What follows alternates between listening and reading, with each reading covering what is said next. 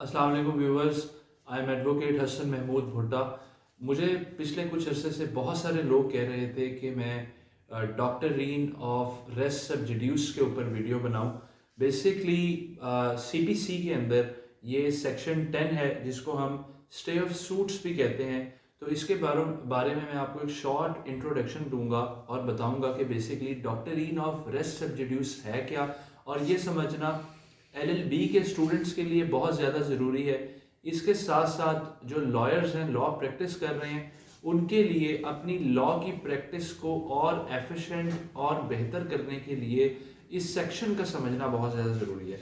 तो आइए इस मैटर के ऊपर, इस सेक्शन के ऊपर मैं डिस्कस करता हूँ।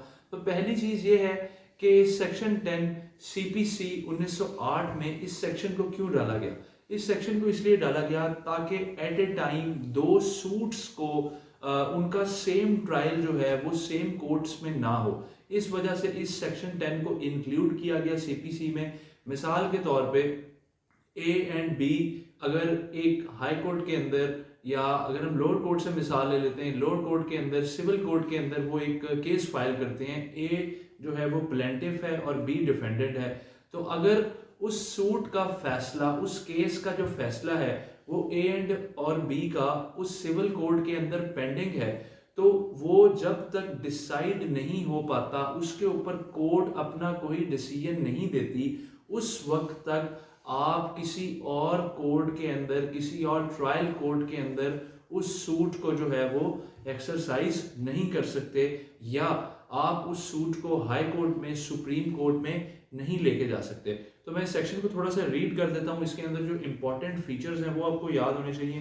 पहला, अगर आप स्टे ऑफ सूट में देखेंगे, सेक्शन 10 है सीपीसी का, no court shall proceed with the trial of any suit in which the matter in issue is also directly and substantially in issue in a previously instituted suit between the same parties.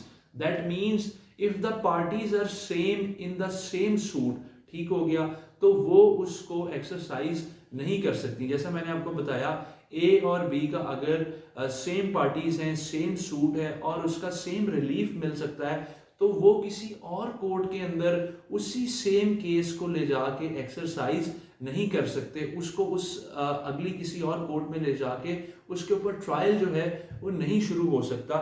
इसी तरह से next है जी इसका, और between the parties under whom they are or any of them claim litigation under the same title where such suit is pending in the same or any other court in Pakistan. Suit is pending, इसके अंदर next जो आपका important point है कि अगर suit pending है, जैसा कि मैंने वीडियो के शुरू में बताया कि अगर पेंडिंग सूट को एक सिविल कोर्ट ट्राई कर रही है, वो 10 साल लगाए, 20 साल लगाए, 100 साल लगाए, जब तक उसके ऊपर कोई डिसीजन नहीं आ पाता, आप उसको किसी और सिविल अदालत के अंदर या किसी और अदालत के अंदर या हायर जुरिस्डिक्शन के अंदर, हाई कोर्ट में, सुप्रीम कोर्ट में नहीं लेके जा सकते, क्योंकि उसमें सेम टाइटल है, सेम केस है। इससे क्या होगा, एक तो कोर्ट नहीं चाहती कि आप अपना और उसका टाइम वेस्ट करें। कोर्ट के पास और बहुत सारे केसेस हैं, बहुत सारे काम होते हैं, बहुत सारे केसेस पे उन्होंने डिसीजन देना होता है, तो वो नहीं चाहते कि आप उनका टाइम वेस्ट करें। इस वजह से